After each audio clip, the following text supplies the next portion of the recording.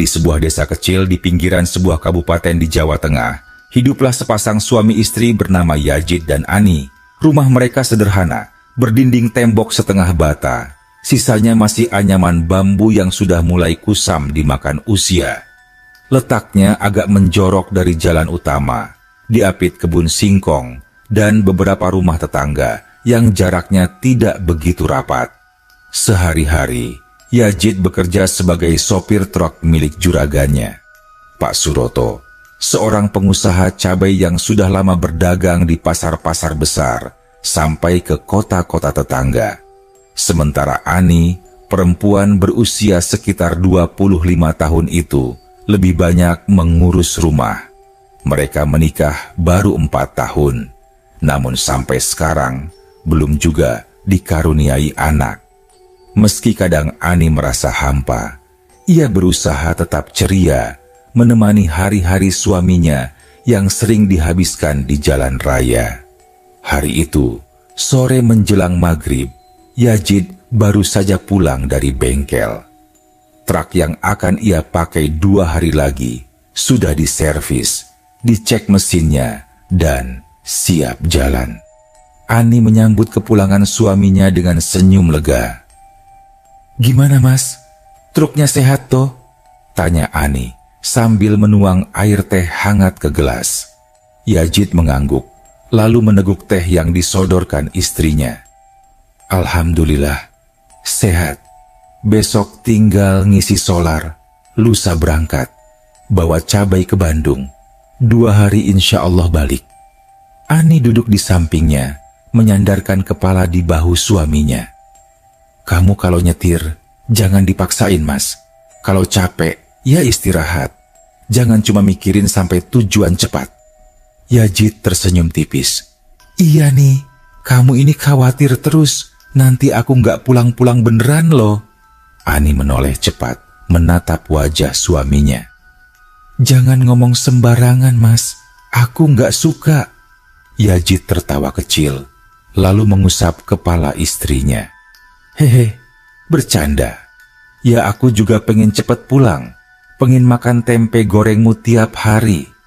Meski mereka masih bisa bercanda, hati Ani agak terusik dengan ucapan Yazid tadi. Ada nada aneh, seakan bukan sekadar gurauan, namun ia berusaha menepisnya, mencoba kembali mengobrol ringan seperti biasa. Malam itu, seperti kebiasaan mereka, pasangan muda itu duduk di teras rumah sambil mendengar suara jangkrik. Beberapa tetangga masih lalu lalang, ada yang baru pulang dari musola, ada pula yang sekadar menyapa. Bukarsi, tetangga sebelah yang rumahnya hanya dipisahkan pagar bambu, sempat mampir membawa pisang goreng. "Ini, nih, baru mateng. Tadi sore aku goreng banyak, takut mubazir kalau enggak dibagi." "Wah, terima kasih bu," jawab Ani senang. Mereka pun berbincang sebentar sebelum Bukarsih pamit. Tetangga lain, Pak Marto, yang sehari-hari jadi tukang ojek di pangkalan dekat pasar, sempat nyeletuk ketika melihat Yazid duduk termenung di teras. "Jid, kalau udah enak di rumah, jangan kelamaan jalan jauh. Kerja terus itu capek loh." Yazid hanya mengangguk sambil tersenyum. Tapi lagi-lagi Ani merasa suaminya tampak berbeda malam itu. Lebih banyak diam, pandangannya kosong ke arah jalanan gelap di depan rumah. 2 hari sebelum keberangkatan, suasana rumah masih sama. Yazid tetap membantu Ani menyapu halaman, menimba air dari sumur, atau sekadar menemani istrinya belanja sayur di warung. Namun, entah kenapa, ia beberapa kali mengucapkan kalimat yang terasa ganjil. Pagi itu, ketika mereka sarapan, Yazid berkata lirih, "Kalau aku nggak ada, kamu kuat ya?" Ani tertegun, meletakkan sendok di meja. "Maksudmu apa, Mas?" "Ya, maksudku, kalau aku kerja jauh, kamu sendirian di rumah. Jangan takut." Ani mendesah lega, meski tetap ada keganjilan. "Ya jelas kuat, aku kan udah biasa nungguin kamu kerja." Tapi dalam hati, Ia merasa ucapan itu seperti punya makna lebih dari sekadar perpisahan sementara. Hari keberangkatan pun tiba.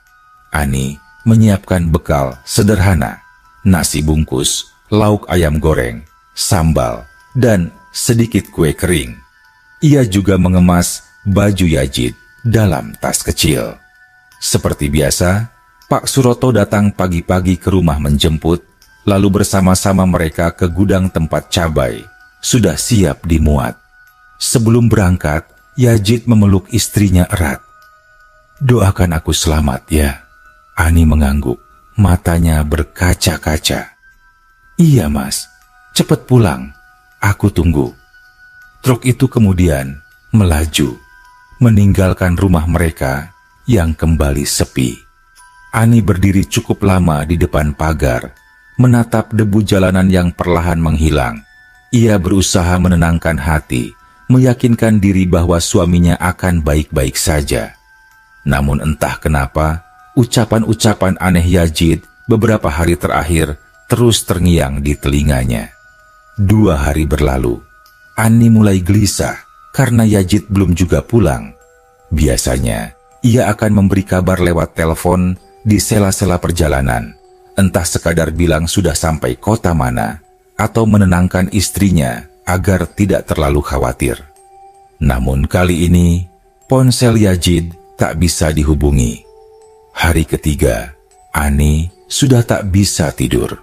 Malam-malam, ia mondar-mandir di ruang tamu, sesekali keluar ke teras berharap mendengar suara motor atau mobil berhenti di depan rumah. Tetangganya, Bu Karsih, beberapa kali menegur. "Nih, kamu kok pucat begitu? Sakit?" Ani menggeleng, memaksakan senyum. "Enggak, Bu. Cuma belum bisa tidur. Nunggu Mas Yazid pulang." Bu Karsih menghela napas. "Ya Allah, semoga selamat ya. Sopir truk itu capeknya luar biasa." Ani hanya bisa mengamini. Hari keempat, tepat saat matahari condong ke barat, tiba-tiba terdengar suara langkah. Ani berlari keluar, jantungnya berdebar kencang. Di sanalah ia melihat Yazid berdiri. Ani langsung memeluknya erat. Rasa lega mengalir di seluruh tubuhnya. "Mas, aku khawatir sekali. Kok baru pulang sekarang?" Yazid tersenyum tipis, tapi matanya redup, seperti menyimpan sesuatu yang berat. "Maaf nih, perjalanannya agak lambat, macet." Ani tidak banyak bertanya.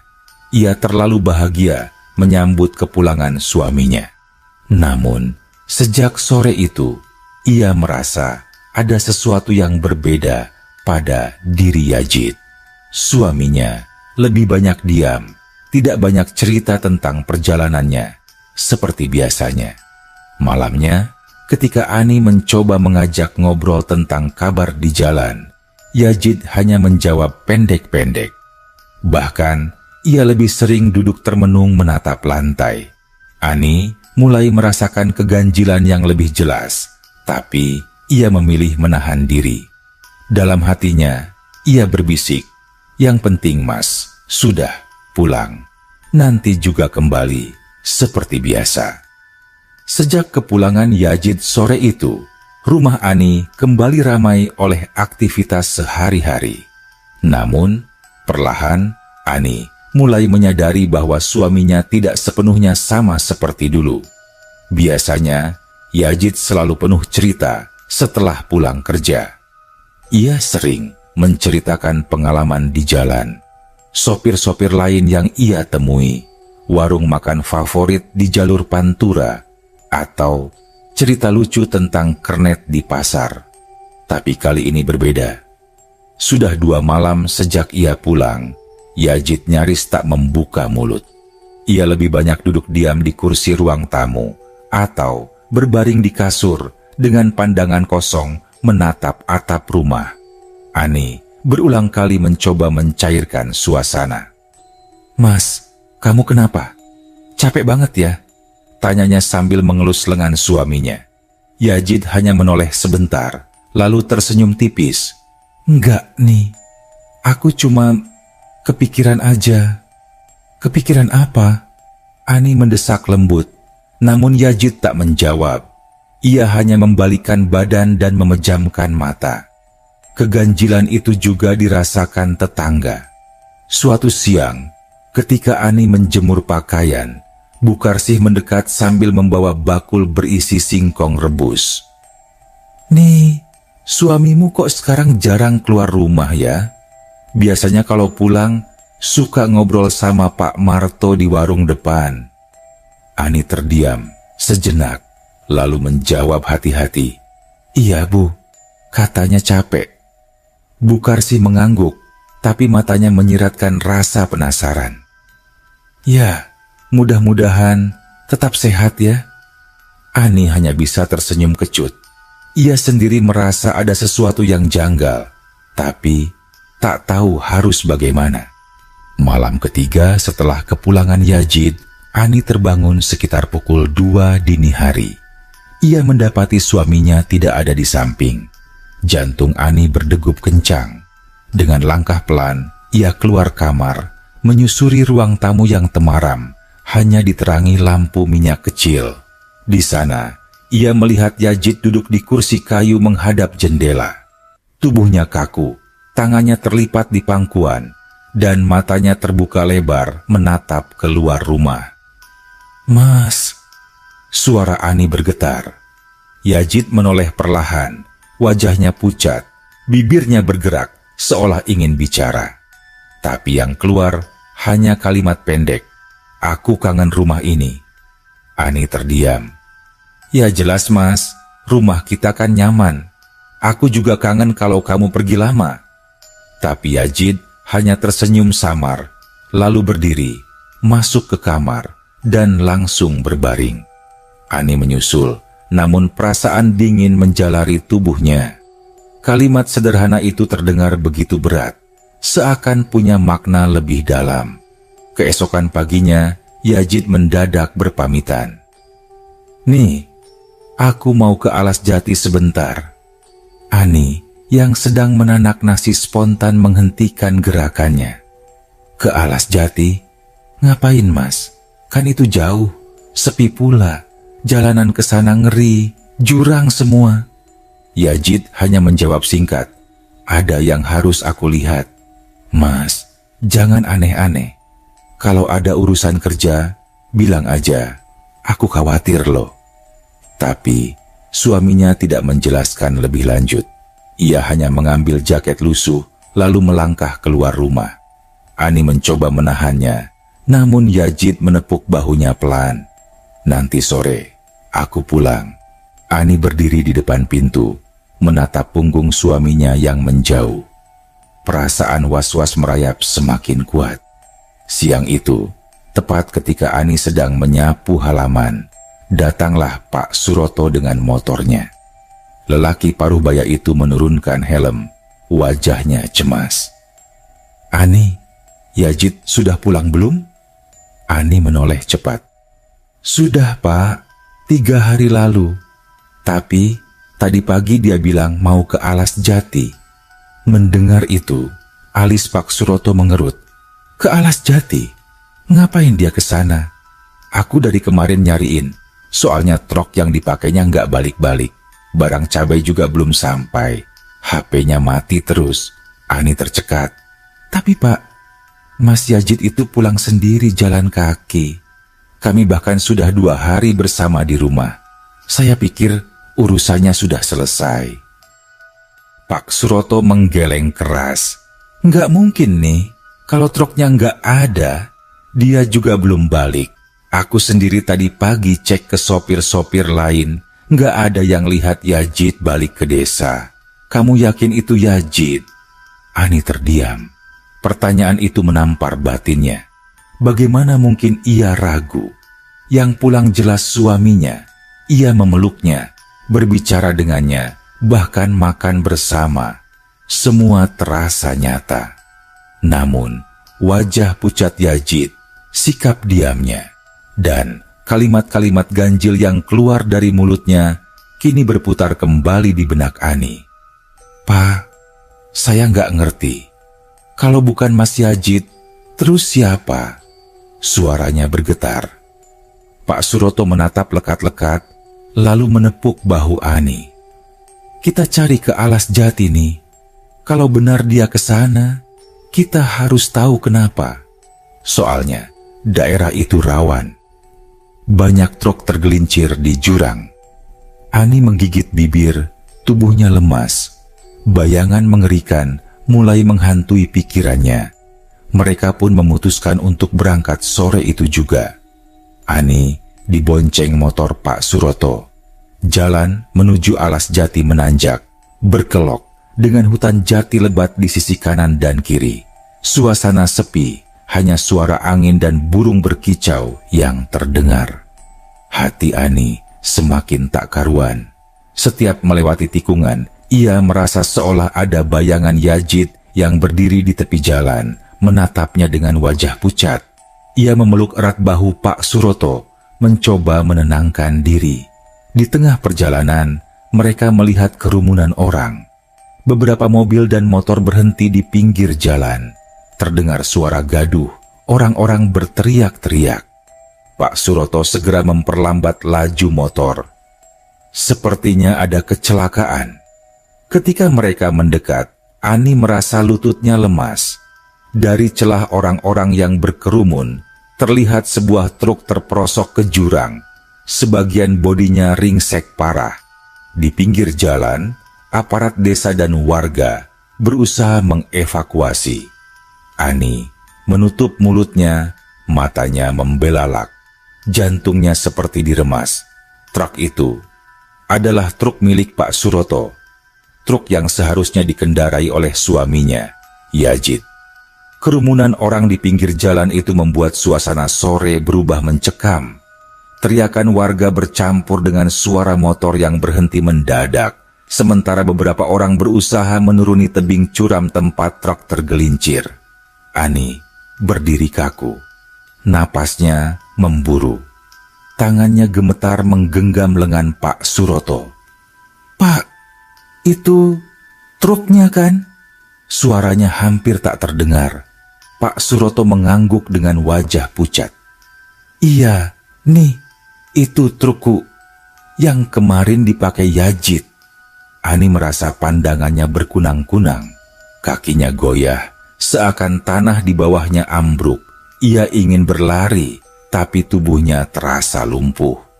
Beberapa menit kemudian, seorang warga naik dari jurang sambil berteriak. Ada sopirnya, masih di dalam kabin. Suasana makin riuh. Tali tambang diturunkan. Beberapa orang berusaha membuka pintu truk yang ringsek. Ani menutup wajah dengan kedua tangan, tak sanggup melihat. Namun, ketika akhirnya tubuh sang sopir berhasil dievakuasi, seluruh dunia Ani seolah runtuh. Sosok itu, dengan wajah yang masih bisa dikenali meski berlumuran darah, pakaian kerja yang sama, dan cincin kawin di jari, tak lain adalah Yajid. Ani menjerit histeris, tubuhnya limbung. Mas, enggak mungkin. Mas kan udah pulang. 2 hari ini kita bersama. Orang-orang terdiam, menoleh dengan pandangan aneh. Beberapa tetangga yang ikut dalam rombongan bahkan saling berbisik. Pak Suroto berusaha menenangkan, tapi wajahnya sendiri ketakutan. Astagfirullah, Ani. Sabar. Innalillahi. Ani memeluk tubuh suaminya yang sudah terbujur kaku. Air matanya tak terbendung. Ia merasakan dinginnya kulit Yajid, sesuatu yang mustahil jika benar 2 hari terakhir suaminya hidup bersamanya. Tapi Pak, saya masak bareng, tidur bareng. Bahkan tadi malam Mas Yajid duduk di ruang tamu.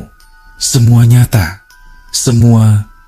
Suara Ani pecah, tenggelam dalam tangis. Pak Suroto tak bisa berkata-kata. Ia menatap jasad Yajid, lalu menoleh ke Ani dengan raut bingung bercampur takut. Jenazah Yajid akhirnya dibawa ke rumah duka, yakni rumah Ani sendiri. Malam itu, rumah sederhana mereka dipenuhi orang-orang. Tetangga, kerabat, dan sanak saudara datang melayat. Suara tahlil bergema, bercampur isak tangis. Ani duduk di samping jasad suaminya, wajahnya sembab. Berkali-kali ia bergumam, "Tapi dia sudah pulang. Aku nggak salah lihat." Bukarsi yang duduk di dekatnya mencoba menghibur. "Nih, mungkin kamu kecapean. Kadang orang yang terlalu kangen suka merasa sudah ketemu." Ani menoleh dengan mata merah. "Bu, aku nggak halu. Aku benar-benar lihat, dengar, bahkan sentuh. Masak bareng, makan bareng. Kalau itu cuman bayangan, kenapa rasanya nyata?" Bukarsi terdiam, tak berani menjawab. Setelah jenazah dimakamkan keesokan harinya, suasana rumah perlahan kembali sepi. Namun, rasa ganjil itu tak pergi dari hati Ani. Malam pertama setelah pemakaman, Ani tidak bisa tidur. Bayangan wajah pucat Yazid, senyum tipisnya, dan kalimat aneh yang pernah ia ucapkan terus menghantui pikiran. "Kalau aku nggak ada, kamu kuat ya? Aku kangen rumah ini." Kalimat-kalimat itu kini terasa seperti pertanda. Seakan Yazid memang sudah tahu bahwa dirinya tidak akan kembali dengan cara biasa. Ani menangis pelan di ranjang, tapi tangisannya mendadak terhenti ketika ia mendengar suara pintu depan berderit pelan, seperti ada yang membukanya dari luar. Tubuhnya kaku. Ia menahan napas, berusaha mendengar lebih jelas. Langkah pelan terdengar di ruang tamu. Suara kursi digeser. Dengan gemetar, Ani bangkit dari ranjang dan berjalan perlahan keluar kamar. Dari celah pintu, ia melihat sosok lelaki duduk di kursi kayu menghadap jendela, persis seperti malam-malam sebelumnya. Tubuh Ani merinding. Itu adalah Yazid. Sosok itu tidak menoleh. Bahunya berguncang pelan, seakan sedang menangis. "Mas!" Suara Ani bergetar. Perlahan, sosok itu menoleh. Wajahnya pucat, matanya berkaca-kaca. Tapi kali ini ada sesuatu yang lain. Rambutnya basah, pakaiannya kusut dan kotor, seperti habis tergulung lumpur. "Ani!" Suaranya lirih. Serak. "Aku pulang, cuma untuk bilang, jasadku ada di jurang."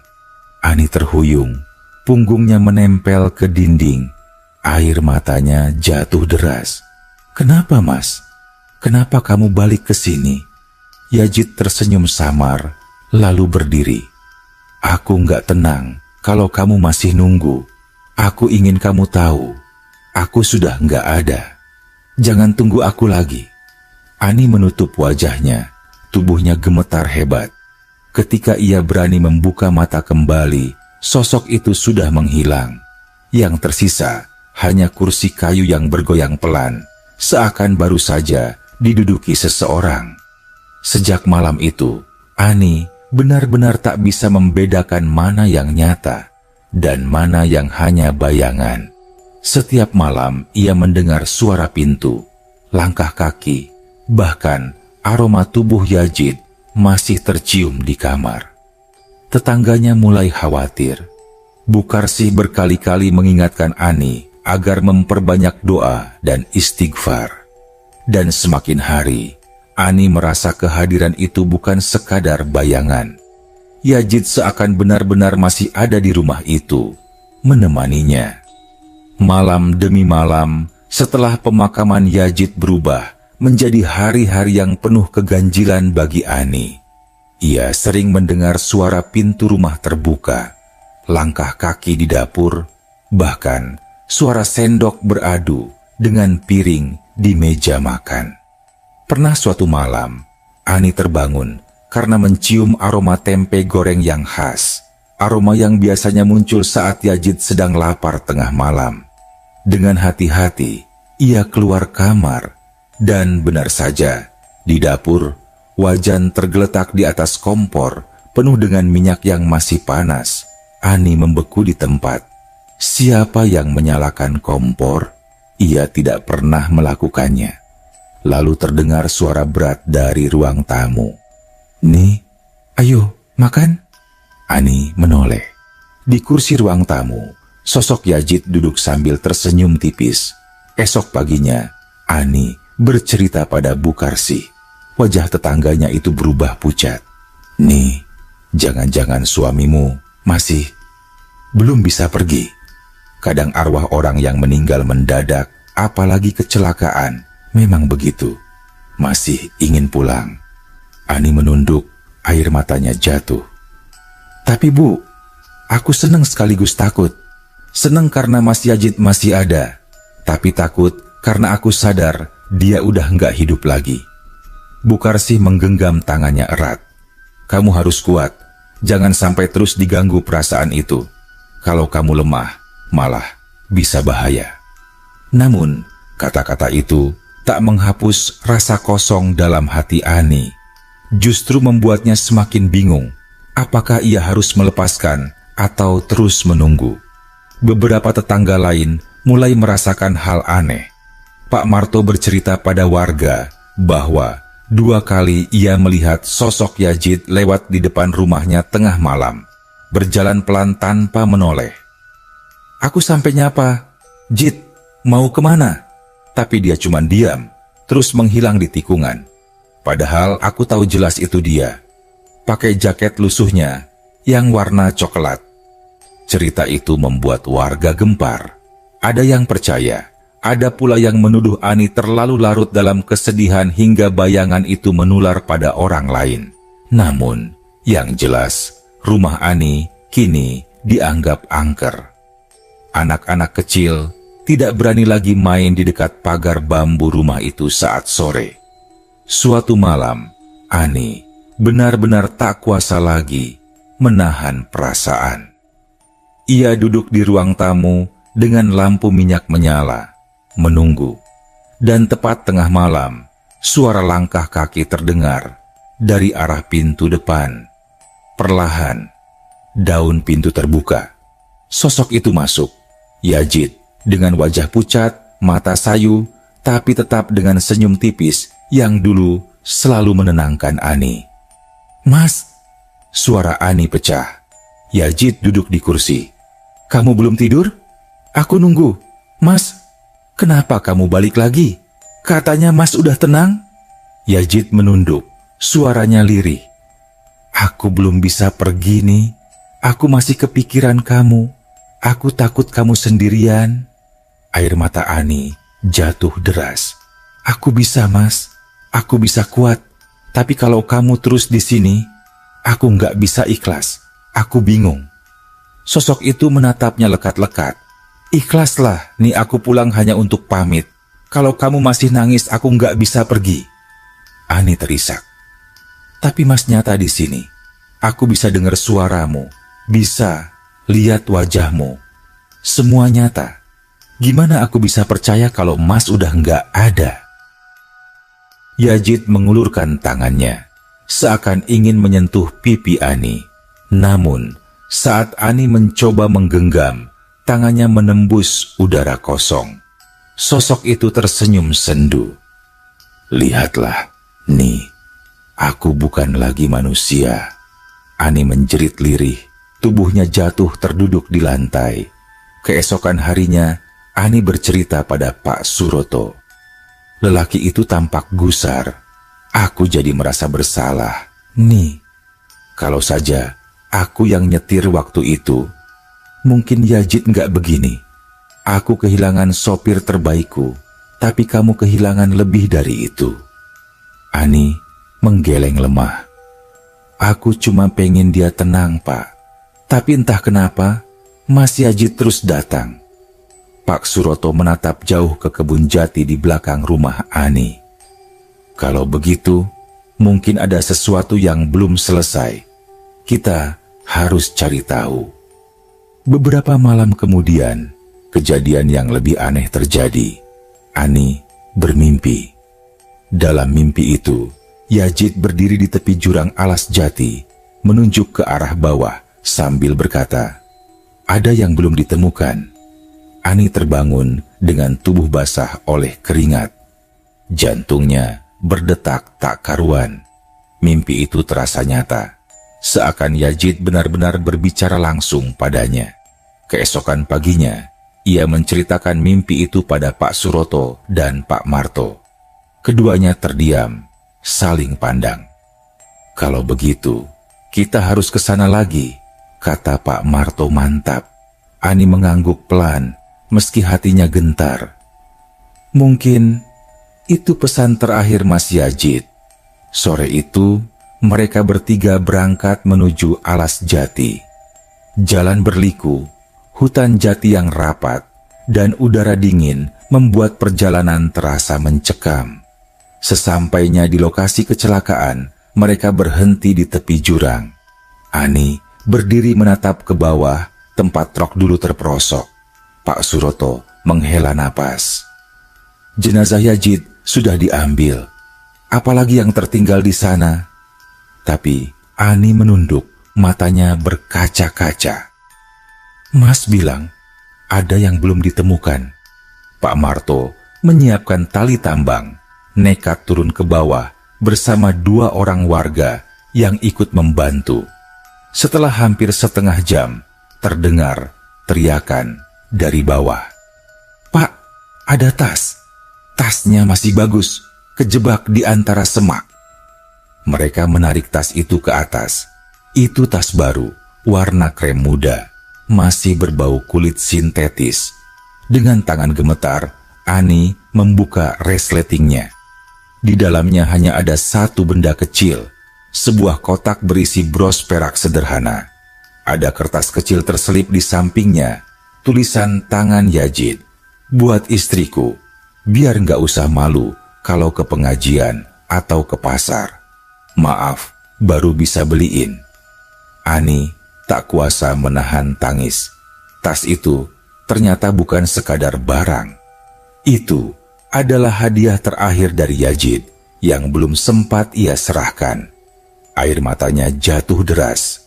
Seketika ia merasa mengerti maksud mimpinya. Yazid hanya ingin Ani menerima ini, hadiah sederhana, tanda cinta terakhir, sekaligus pesan perpisahan. Sejak penemuan tas itu, malam-malam Ani semakin berat. Ia kini yakin Yazid benar-benar datang kembali hanya untuk menyampaikan sesuatu yang belum sempat terlaksana. Hadiah itu, tas baru dan bros perak sederhana, bukan sekadar barang. Itu tanda cinta terakhir dari seorang suami yang tulus. Suatu malam, ketika angin bertiup kencang dan suara ranting berderak di luar rumah, Ani terbangun oleh suara pintu kamar berderit. Perlahan, pintu itu terbuka. Di sana, sosok Yazid berdiri. Tubuhnya tampak jelas dengan pakaian kusut penuh tanah. Wajahnya pucat pasi, namun senyumnya tetap sama. Senyum yang selama ini selalu membuat Ani merasa aman. "Ani," suaranya lirih. Ani terisak. "Mas, kenapa kamu belum pergi juga? Bukankah aku sudah menerima hadiah darimu?" Yazid melangkah masuk, duduk di tepi ranjang.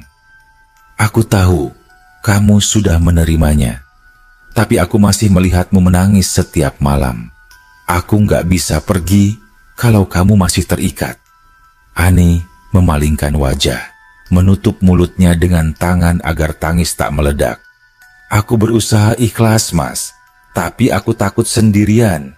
Yazid menatapnya lama, matanya berkaca-kaca. "Kamu nggak sendirian nih. Selama kamu kuat, aku ada di setiap doa dan kenanganmu. Tapi jangan biarkan rohku terikat. Aku harus tenang." Percakapan itu terdengar begitu nyata, hingga Ani merasa seakan berbicara dengan manusia hidup. Namun tiba-tiba, angin kencang bertiup melalui jendela. Lampu gantung bergoyang pelan, dan suhu ruangan menurun drastis. Sosok Yazid perlahan berubah. Kulitnya memucat lebih ekstrem, matanya dalam, dan dari tubuhnya menetes air bercampur lumpur, seolah baru diangkat dari jurang. Ani terlonjak mundur. tubuhnya gemetar hebat. "Mas," suaranya tercekat. Sosok itu menunduk. "Maaf, kalau aku bikin kamu takut. Aku cuman pengen kamu benar-benar yakin kalau aku sudah nggak bisa kembali." Ani menjerit tertahan, menutup wajah dengan kedua tangannya. Keesokan harinya, Ani menceritakan kejadian itu pada Pak Suroto dan Pak Marto. Wajah keduanya tegang, namun mereka berusaha tenang. "Aku percaya sama kamu nih," kata Pak Marto pelan. Arwah orang yang meninggal mendadak memang sering balik, tapi biasanya ada sebabnya. Mungkin ada pesan yang belum tersampaikan, atau ada hal yang harus diselesaikan. Ani menggenggam buku catatan Yazid yang sudah kusam. Pesannya sudah jelas, dia cuma pengen aku kuat. Pak Suroto mengangguk, lalu berkata, lirih, "Kalau begitu, mungkin waktunya kita bantu. Kita adakan doa bersama di rumahmu, biar ruh Yazid benar-benar tenang." Ani menunduk, mengusap air matanya. "Iya Pak, aku mau." Malam itu, rumah Ani kembali ramai. Beberapa tetangga berkumpul, membaca doa dan tahlil. Suasana hening, hanya suara lantunan ayat-ayat suci yang mengisi ruang tamu. Namun, tepat ketika doa mencapai puncaknya, Ani mendengar suara langkah dari arah dapur. Ia menoleh cepat. Di sana, di pintu dapur, sosok Yazid berdiri, menatapnya. Ani tercekat. Sosok itu tidak berbicara, hanya menatap dengan mata sendu. Air mata Ani mengalir deras. Ia menunduk, menggenggam erat sajadah di depannya. Dalam hati, ia berbisik, "Mas, aku ikhlas. Pergilah dengan tenang. Aku kuat. Aku akan bertahan." Saat ia kembali menoleh, sosok Yazid perlahan memudar, lalu menghilang, menyisakan udara dingin yang berhembus pelan. Setelah acara doa selesai, para tetangga pulang satu persatu. Rumah kembali sepi. Ani duduk sendiri di ruang tamu, wajahnya basah oleh air mata, namun ada kelegaan aneh di hatinya. Tapi malam itu belum berakhir. Sekitar tengah malam, ketika Ani hampir terlelap, ia mendengar suara lembut memanggil. "Ani?" Ia membuka mata. Di ujung ranjang, sosok Yazid duduk untuk terakhir kalinya. Kali ini wajahnya bersih, tidak lagi pucat penuh lumpur. Matanya hangat, senyumnya tenang. "Aku datang sekali lagi, hanya untuk pamit. Terima kasih, sudah mau ikhlas.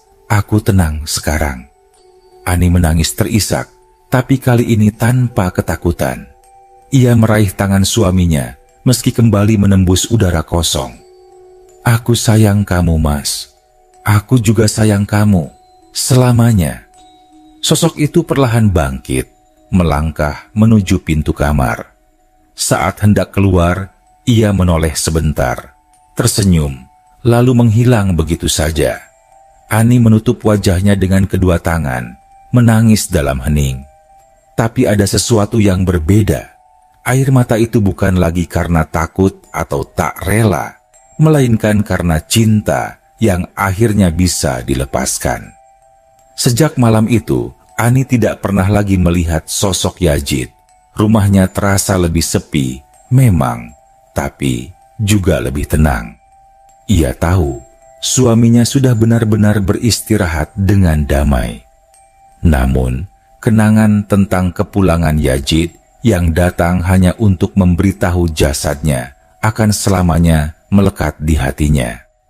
Hari-hari setelah kepergian Yazid berjalan lambat bagi Ani. Rumah sederhana itu terasa begitu sunyi.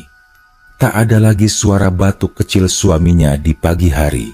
Tak ada lagi candaan receh saat makan malam. Bahkan suara langkah kaki yang dulu selalu membuat Ani merasa aman, kini benar-benar hilang. Namun, di balik kesunyian itu, Ani merasakan sesuatu yang berbeda. Ketenangan. Sejak malam terakhir Yazid datang pamit, ia tidak lagi mendengar suara aneh atau melihat bayangan di rumah. Kursi kayu di ruang tamu tetap kosong, dapur tidak lagi beraroma tempe goreng tengah malam, dan pintu depan tak lagi berderit tiba-tiba.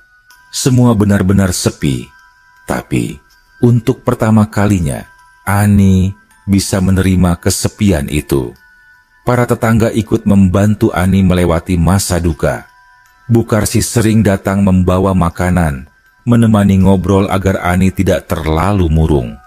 Pak Marto, yang biasanya sibuk di pangkalan ojek, sesekali mampir sekadar menyapa bertanya kabar. Pak Suroto, yang selama ini merasa bersalah, beberapa kali datang untuk memberi santunan. Anggap saja ini bagian dari rasa tanggung jawabku nih. Yazid itu bukan cuma sopirku. Dia sudah seperti keluarga, ucapnya suatu sore, matanya berkaca-kaca. Ani menunduk, menahan tangis. Terima kasih, Pak. Mas Yazid pasti senang kalau tahu juragannya peduli sama aku. Kehangatan dari orang-orang sekitar membuat Ani sedikit demi sedikit bisa bangkit. Malam-malam berikutnya, meski masih sering ditemani kesedihan, Ani mulai menemukan caranya sendiri untuk berdamai. Ia menyalakan lampu minyak di ruang tamu, duduk di kursi kayu yang dulu sering dipakai Yazid, lalu membuka buku catatan kecil peninggalan suaminya. Setiap halaman berisi catatan perjalanan, rute jalan, atau sekadar coretan singkat tentang rasa rindu pada rumah. Di salah satu halaman yang agak lusuh, Ani menemukan tulisan sederhana. Rumah ini adalah tempat pulang terbaik. Selama ada Ani, aku merasa tenang. Air mata Ani kembali jatuh, tapi kali ini ia tersenyum. Ia tahu, meski Yazid sudah tiada, cintanya akan selalu hidup di antara dinding rumah itu. Waktu terus berjalan.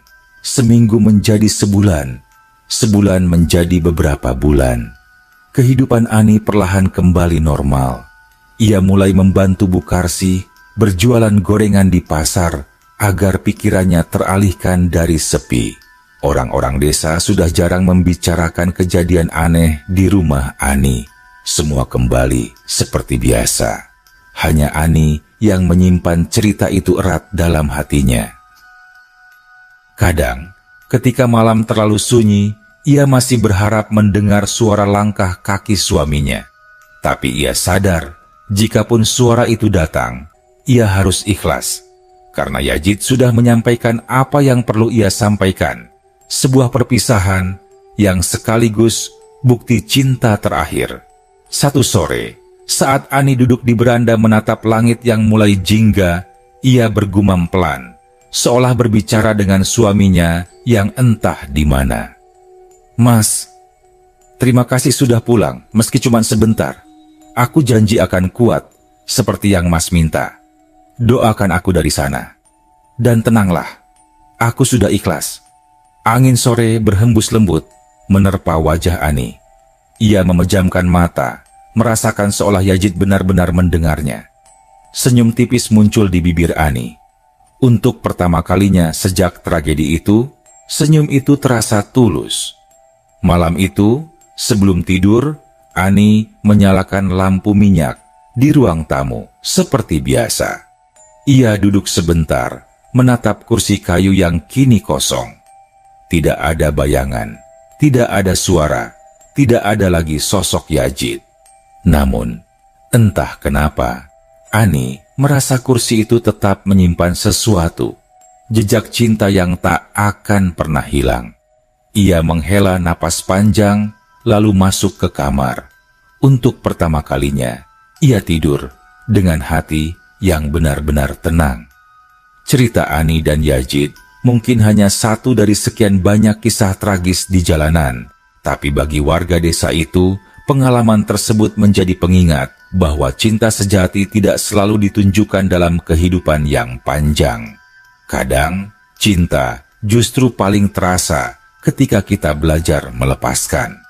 Dan bagi Ani, ia akan selalu mengenang satu hal, bahwa suaminya, Yazid, pulang hanya untuk memberitahu jasadnya.